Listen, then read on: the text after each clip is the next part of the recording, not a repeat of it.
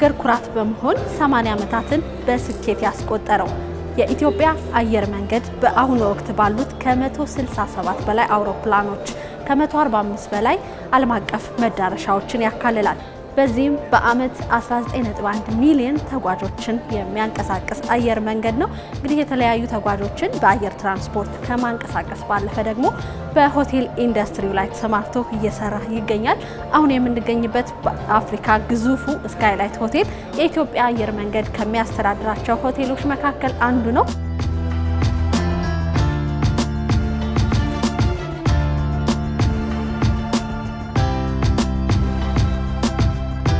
አቶ ቃኘው ፍስሐ የስካይላይት ሆቴል የቢዝነስ ዲቨሎፕመንት ዳይሬክተር ለኢንተርቪው ፈቃደኛ ስለሆኑልን እጅግ አድርጌ አመሰግናለሁ።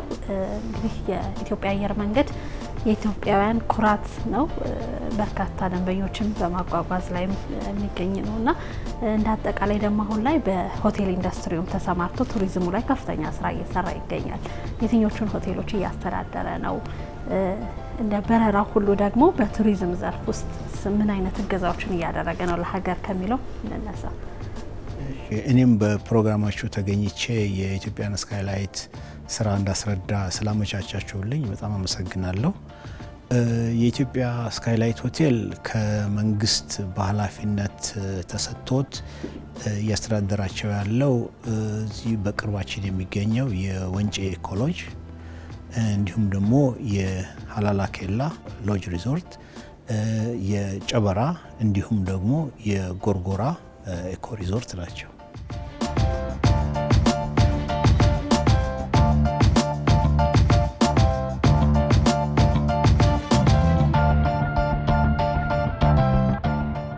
ግዙፍነቱም ከአፍሪካ ትልቁ ነውና አጠቃላይ እስቲ ምን አይነት አገልግሎቶችን ይሰጣል ስካይላይት ሆቴል?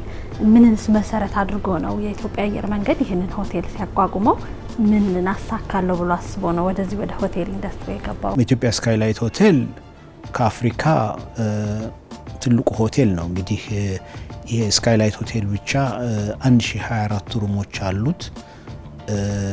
ከኛ ቀጥሎ በሁለተኛ ደረጃ የሚገኘው 700 ክፍሎች ብቻ ያሉት ነው እና ከሁለተኛ ደረጃ ካለው እንኳን ምን ያህል ልዩነት እንዳለው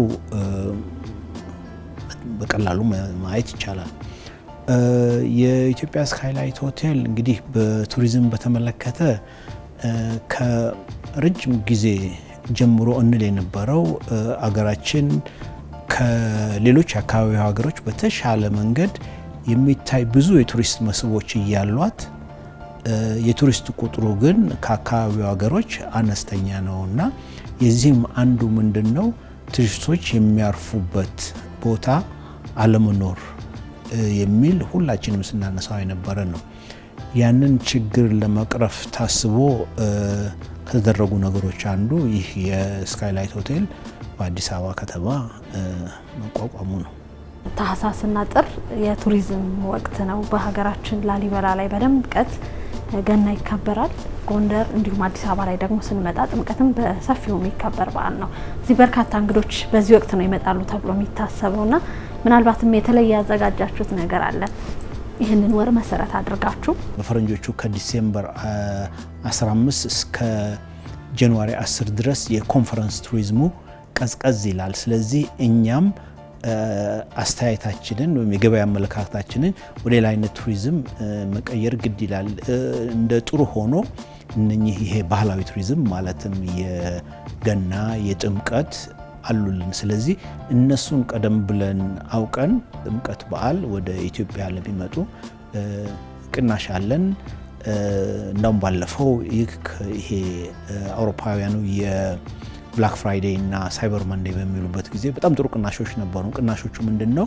በዛ ቀን ይሸጣል፣ ግን መቆያው ገናና የጥምቀት የሚል። ስለዚህ ያንን ሰው የበለጠ እንዲሳተፍ ለማበረታታት ጥሩ ቅናሾች ነበሩ።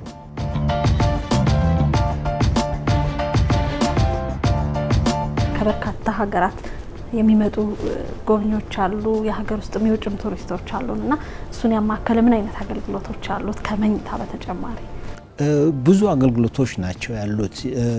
የምግብን እንኳን አገልግሎት በተመለከተ እንግዶቻችን ከመላው ዓለም የሚመጡ እንደመሆናቸው መጠን በመላው ዓለም ያሉ የምግብ አይነቶችን እዚህ በተቻለ መጠን ለማቅረብ ጥረት ተደርጓል። በዚህ ህንፃ ውስጥ እንኳን የአፍሪካን ሀብ የምንለው የተለያየ ኢንተርናሽናል ምግቦችን የሚያቀርባለን። ከዛ ተን ኢታሊያን የምንለው ሬስቶራንት አለ። እሱ ትንሽ ወደ ጣሊያን ምግብ ላይ ፎከስ ያደረገ ነው። የጣዕም ሬስቶራንት ደግሞ የአገራችንን የተለያዩ ክልል ባህሎች በማሰብ እሱን ለማቅረብ የተዘጋጀ አለ። እንዲሁም የመካከለኛው ምስራቅና የሜዲትራኒያንን ምግብ የምናቀርብበት በአገራችን ምስራቅ በተወዳጁ ሀረር ከተማ በጀጎል የተሰየመ የጀጎል ሬስቶራንት አለ። እነኚህን የመሳሰሉ እንትኖች ይሰጣሉ።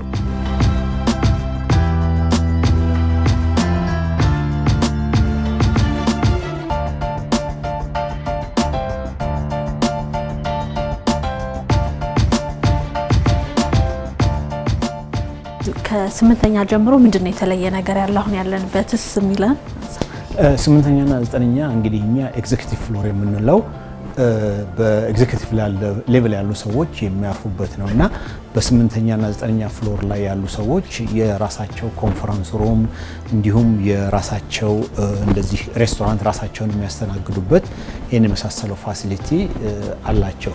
ከዛ በተጨማሪ ደግሞ በስምንተኛና ዘጠነኛ ፍሎር ላይ ያሉ ክፍሎች ከሌሎቹ በተለየ ሁኔታ የተዘጋጁ ናቸው።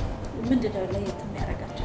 በክፍሎቹ ውስጥ ያለው ለምሳሌ ግማሾቹ ውስጡ ጂም ያላቸው አሉ፣ እንደ ሚኒ ኮንፈረንስ ሩም ያላቸው አሉ። የክፍሉ ሳይዝ ግማሾቹ እንደ ማይክሮዌቭ የመሳሰለው ሁሉ ያላቸው ክፍሎች አሉ። የቤት አይነት መንፈስ አለው ማለት ነው። ሁሉ ነገር የተሟላለት ነው። እዚህ አንዱን ለተመልካቾቻችን ብናሳይ ጥሩ ይመስለኛል።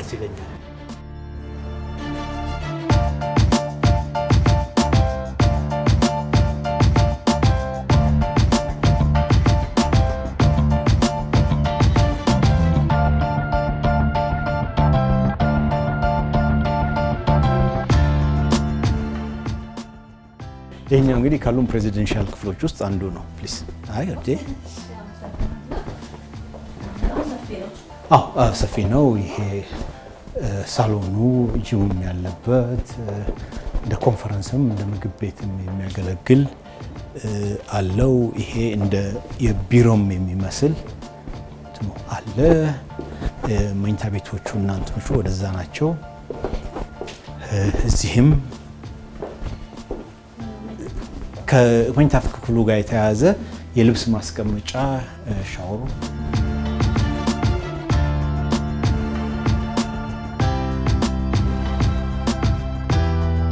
ከተለያዩ ካደጉ ሀገራት የሚመጡ መሪዎች አሉ። ከትልልቅ ሀገራት የሚመጡና ከራሳቸው ጋር አነጻጽረው ምን አይነት አስተያየቶችን ሰጥተዋቸው ይሄዳሉ?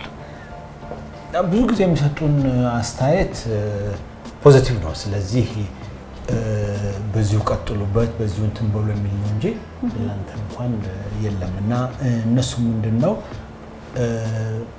የአገራችን ታዳጊ ሀገር በመሆኗ የነሱ ኤክስፔክቴሽን እንደዚህ ያለ ነገር እናገኛለን ብሎ አስበው ስላልሆነ ይህም በሚያገኙበት ጊዜ ደስተኞች ናቸው። ከሆቴሉም በተጨማሪ አካባቢው ላይ ስላለው ነገር ስለ ሁሉም ነገር ብዙ ጊዜ እንደዚህ ተደንቀው ነው የሚሄዱት እና በአብዛኛው በውጭ ሚዲያዎች ስለ ሀገራችን የሚወራውና እነሱ እዚህ መጥተው ሲያዩ የሚያገኙት ከፍተኛ ደረጃ ይለያል።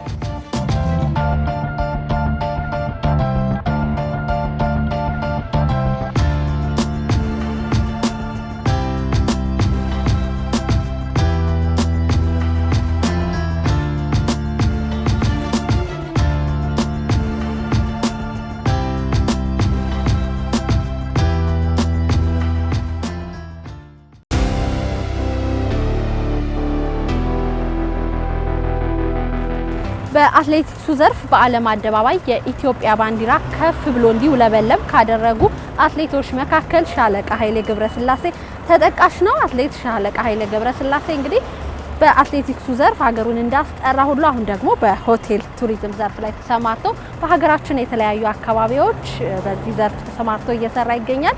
እኛም ላምበረት አካባቢ በሚገኘው የኃይሌ ሆቴል ውስጥ ነው የምንገኘው። አጠቃላይ ቱሪዝሙም እንደ ሀገር እያደገ ነውና ሆቴል ቱሪዝም ማደጉ ለሆቴሎች ምን እድል ይዞ መጥቷል የሚሉትና ሌሎች ተያያዥ ጉዳዮችን እያነሳን እንቆያለን። እናንተም ቆይታችሁን ከኛ ጋር አድርጉ። መልካም ጊዜ፣ አብረን እንቆይ።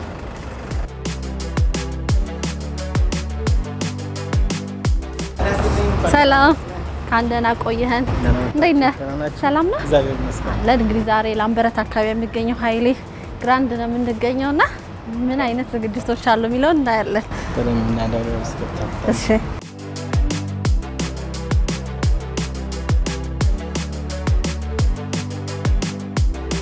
ጊዜው የበዓላት ወቅት ነው። እንደ ኃይሌ ግራንድ አዲስ ያው በዓላቶች ሲደርሱ ሁሌም ቢሆን ለማህበረሰቡ መድረሱን ቀድመን የምናበስረው እኛ ነን።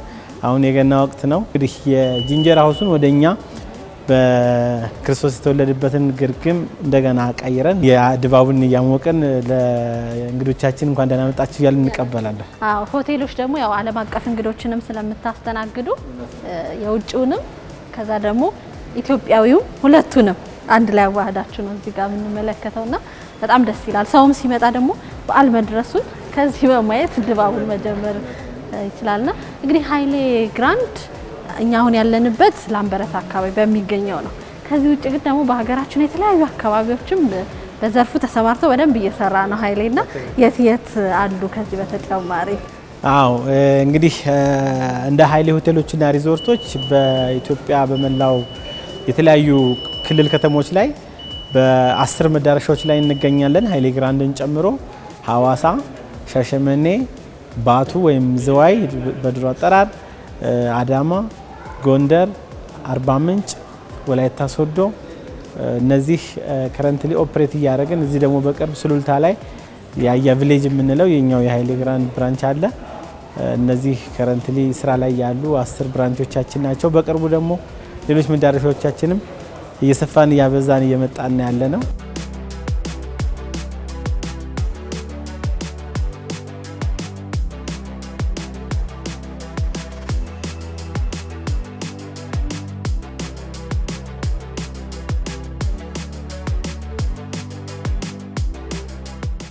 አሁን ባህላዊ ቤታችሁ ውስጥ አለምልፍኝ የምንለው በጣም የሚወደድ ባህላዊ ሬስቶራንታችን ነው። እንግዲህ እዚህ ደግሞ ብዙ ኢትዮጵያውያንም ዲያስፖራዎችም ትውልደ ኢትዮጵያውያንም ኢቭን የውጭ ሀገር ዜጎች እዚህ ሲመጡ አንደኛ እንደምታየው በጣም ሁሉ ነገር በኢትዮጵያዊ ባህላዊ አሰራር የተሰራ ነው። እቃዎቹም በዛ ደረጃ ነው። ባንድ ደግሞ በሳምንት 5 ቀን አለ። ስለዚህ የራሱ ባንድ ባህላዊ ባንድ ውዝዋዜዎችን እያዩ የተጫወቱ ቤተሰብ ጋር ከእንግዶቻቸውም ጋር እዚህ የሚያሳልፉበት ቦታ ነው። ምን ያህል ሰው ያስተናግዳል?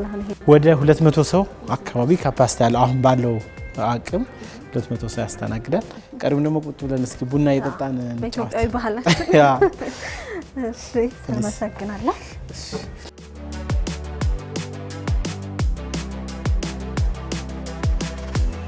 ብዙ እንግዶችን እንግዲህ ታስተናግዳላችሁ ብዬ አስባለሁ በየቀኑና በተለይ የውጭ ዜጎች ሲመጡ እንደዚህ አይነት ከዘመናዊው እነሱ ጋርም ስላለ ብዙ ጊዜ ባህላዊ ነገሩን ይወዱታል ብዬ አስባለሁና ምን አቀባበሉ ምን ይመስላል የሚለውን እናንሳ ፈልጋለሁ። አቀባበሉ በጣም ያው እንግዶች በጣም በተለይ ቴንኪዩ ጠብቀው የሚመጡት ያው በተለይ ከውጭ ሀገር የሚመጡ ዲያስፖራዎች ፋሚሊዎች ልጆቻቸውን ይዘው ሲመጡ ቤተሰቦቻቸውን ይዘው ሲመጡ ናፍቋቸው የሚመጡት ያጡትን ነገር ማየት ስለሚፈልጉ እዚህ ሲመጡ በጣም ነው ደስ የሚላቸው። ሴቲንጉም በዚህ በባህላዊ ይዘት የተሰራ ምግቦቹም ደግሞ የሁሉንም አይነት የተለያዩ ብሔር ብሔረሰቦች ምግቦችን ኤክስፒሪየንስ እንዲያደርጉ እናቀርባለን። ክትፏችን በጣም ይወዱታል። በጣም ነው ኢንጆይ የሚያደርጉትና በተለይ ደግሞ በአንዱ የባህላዊ ውዝዋዜ መኖሩ ደግሞ ሁሉንም በአንድ ጣራ ስር የሚያገኙበት ስለሆነ አብረው በጣም ብዙዎቹ መድረክ ላይ ሳይወጣ ወርዱ ኢንጆይ ያደርጉታል። ይህ ወቅት ደግሞ የቱሪዝም ወቅት ነው ሀገራችን ላይ አሁን ታህሳስ ላይ ገና አለ። በአዲስ አበባም በላሊበላም በድምቀት ይከበራል። ጥምቀት አለ። በድምቀት የሚከበሩ የቱሪስቶችን አይን የሚስቡ ወቅቶች ናቸው እነዚህና በዚህ ወቅት ደግሞ ብዙ እንግዶች ይመጣሉ ብዬ አስባለሁ። ምናልባት እናንተ ደግሞ በሆቴል ኢንዱስትሪ ያላችሁት የራሳችሁ ኤክስፔሪያንስ ይኖራችኋልና ዝግጅታችሁ ምን ይመስላል? አሁን ላይ በተለይ ተከታታይ በዓላትን የምናስተናግድበት ወቅት ስለሆነ እንግዶችን ለማስተናገድ ይሄ ኢትዮጵያዊነትን ለማስተዋወቅ ኃይሌ ግራንድ ምን ያህል ተዘጋጅቷል የሚለው እናንተ። በጣም ጥሩ።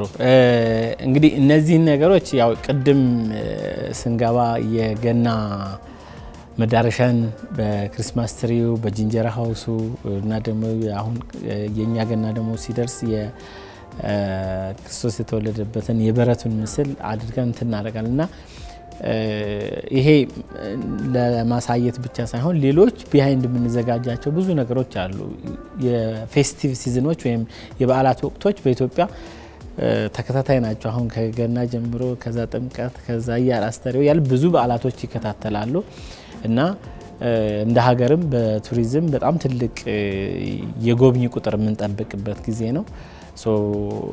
በጣም እነዚህ የሚመጡ የቱሪስቶች በጣም ጥሩ ኤክስፒሪየንስ አግኝተው ነገ ሌሎች መስክረው ብዙ ቱሪስቶች ወደ ሀገራችን እንዲመጡ በደንብ ተዘጋጅተን ነው የምንሰራው። ከሰርቪስ ከሚፈልጓቸው ነገሮች አቅርቦቶች ላይ ከእንግዳ አቀባበላችን ከዌልካሚንግ ጀምሮ እስከ ፌርዌል ድረስ ያለው በደንብ ኤክስፒሪየንስ አድርገው ፌስቲቭ ሲዝኑ ላይ አክቹዋል ቦታው ላይ ሄደው ብቻ ሳይሆን ሲመለሱም እንደ ሀገር ያለንን ባህል እንዲጎበኙ የምንሰጣቸው የአገልግሎት አሰጣጣችን ላይ ሁሉም የስራ ክፍሎች ተዘጋጅተን ነው የምንጠብቃቸውና በዛም ደግሞ የሀገር አምባሳደርነት ሚና አለብን ብለን እናስባለን። እሱንም በትክክል ለመወጣት ኮሚቴ ሆነን እየሰራን ነው።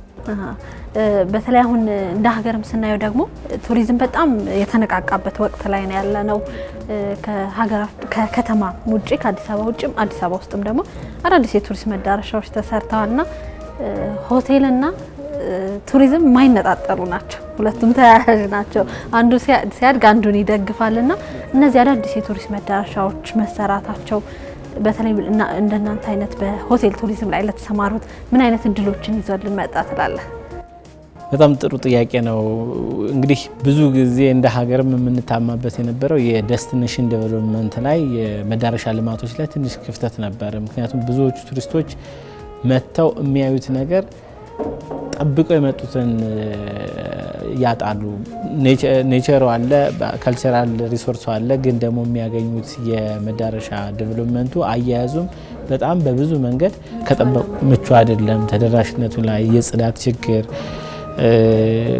አዲስ አበባ እኮ ወክ ማድረግ የማይቻልበት ነበረ ድሮና አሁን እጅግ በጣም ተደንቀው ተደመው ነው የሚነግሩንና ሃው ካምስ አንድ እንግዳ እንደውም በቅርብ የነበረ የኛን የሻትል ድራይቨራችን ጋር የሰጠውን ቴስቲሞኒ እየነገረን ነበርና ፐርፐዝፉሊ ከኤርፖርት እዚህ ድረስ ወረቀት ትፈልግ ነበር በቃ እና ሃው ካምስ እንዴት ፔፐርለስ እና እንዲህ አይነት ኒት ሊሆን ይችላል ብሎ በጣም ተገርሞ እና አንድም አጣሁኝ አይወዝ ከመጀመሪያው ጀምሮ እየተከታተልኩ ነበር ሮድ ሳይዱ ላይ ምናምን ሳይ ነበር አለና ይሄ የሚያሳየው ምን ያክል በጽዳት በውበት በመዳረሻ ዴቨሎፕመንቱ ላይ ያለውን ትልቅ መሰረታዊ ለውጥ ነው። እንግዲህ በዚህ ደረጃ የሚያዩን ነበር፣ ያኔም ደግሞ እያዩ እየታዘቡን ነበር ማለት ነውና ይሄ እነዚህ ሰዎች ሄደው ወደ ሀገራቸው ሲመለሱ የሚሰጡት ምስክርነት በጣም ብዙ ቱሪስቶችን እንዲያመጣ ያደርጋል። ብዙ ጊዜ ከውጭ የሚመጡ በተለይ የውጭ ዜጎች ሲመጡ ከማየት በዘለለ ደግሞ መሞከርን ይፈልጋሉ አይደል? በተግባር ማድረግን ይሞክራሉና ምናልባት እናንተ የጀመራችሁት ነገር አለ ወይ? ምናልባት ማብሰልም ከሆነ አብረው ያን ነገር ፕራክቲስ እንዲያደርጉ አካል እንዲሆኑ እሱ ደግሞ አንድ ሌላም ተጨማሪ የገቢ ምንጭም ስለሚሆን እሱ ላይ ምግቦች ያው የኛ ሀገር ሮው የሆኑ ጥሬ የሆኑ ነገሮች የሚበዙት ቢሆንም ግን ደግሞ ፕሮሰሱን አይተው ግን ደግሞ ለነሱ ላይቭ በስሎላቸው ራሳቸው ኩክ አድርገው እንትን እንዲያደርጉ ኤክስፒሪየንስ እንዲያደርጉት እናደርጋለን እና አለን በደንብ በደንብ የዛንን እንትን ያጣጥማሉ። ያው ብዙ ጊዜ ኤክስፒሪየንስ ነው የሚናገረው። ሶ በዛ መንገድ እኛም ያንን የሚያገኙበትን ነገር በደንብ እናመቻቻለን። ሶ ኪችናችንንም አክሰስ እስከ ማድረግ ድረስ እዚህም ላይቭ ስቴሽኖችን አውጥተን ላይቭ ስቴሽኖች ላይ እንዲሞክሩ በማድረግ እናደርጋለን። ያው ሌላኛው ደግሞ እንግዲህ በውዝዋዜም ትከሻቸውን ፈትሸው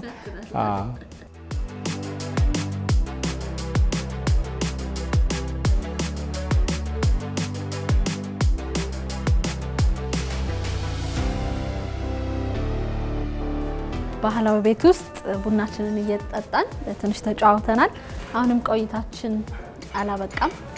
ወጣ ብለን ደግሞ ሌሎችን አገልግሎቶች ምን ይመስላሉ የሚለውን የምንመለከት ይሆናል። አሁንም ቆይታችሁን ከኛ ጋር አድርጉ።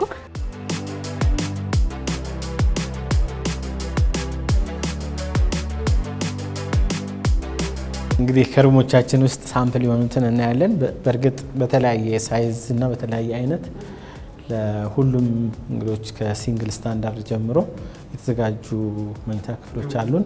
እንግዲህ አንደኛውን ሳምፕል እዚህ እናያለን። አሁን ያለነው ፕሬዚደንሻል ስዊት ሩማችን ውስጥ ነው ያለነው። የኛው ሩም እንግዲህ ትልቅ ቪው ያለው ኦልሞስት ወደ 300 ዲግሪ ያክል 60 ዲግሪዋ ብቻ ነች የማይኖራት። አብዛኛው በሙሉ ቪው አለው። በዛም ስንዞር እናገኛለን። በዚህም በዚህኛው ሌላ ክፍል ስላለው እዛ ስንገባ ኦልሞስት ወደ 300 ዲግሪ የሚሆነውን ያክል ቪው የሚያገኝ ክፍል ነው።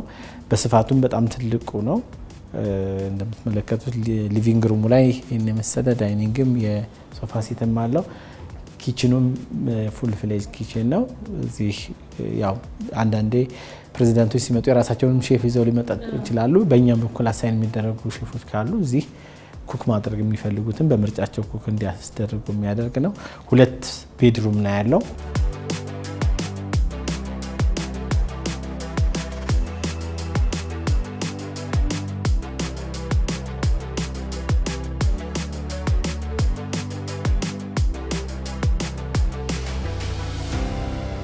ብዙ ጊዜ ከተማ ውስጥ እንደዚህ አይነት ኤክስፔሪንሶች የሉም። ሆቴሎች ሲባል ወይ ግሪን ኤሪያ ነው የሚኖረው እንደዚህ። እዚህ ግን ስትቀመጥ ምንድነው ከተማ ውስጥ ያለ ስሜት የለውም። ሪዞርት ፊሊንግ ነው በደንብ ያለው ነው። ያኛውን ኤክስፔሪንስ ነው ያመጣችሁት እዚህ ያለው። እሱን ኮኔክት ለማድረግ ነው ኔቸሩን በደንብ የተጠቀምንበት ነው።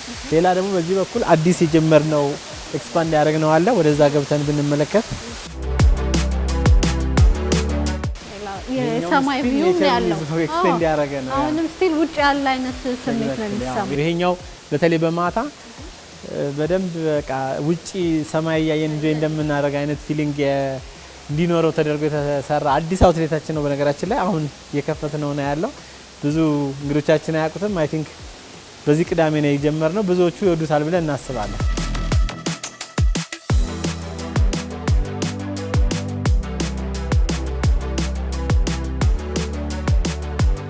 በጣም አድርገን እናመሰግናለን ስለነበረን ቆይታ። እኛም በጣም ነው የምናመሰግነው ስለመጣችሁ ስለጎበኛችሁን እጅግ በጣም እናመሰግናለን።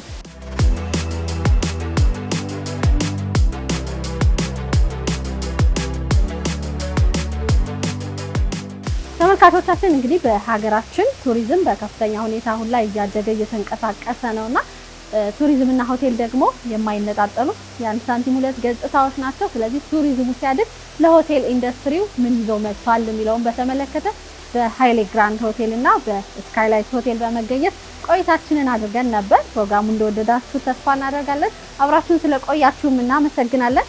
መልካም ጊዜ ይሁንላችሁ።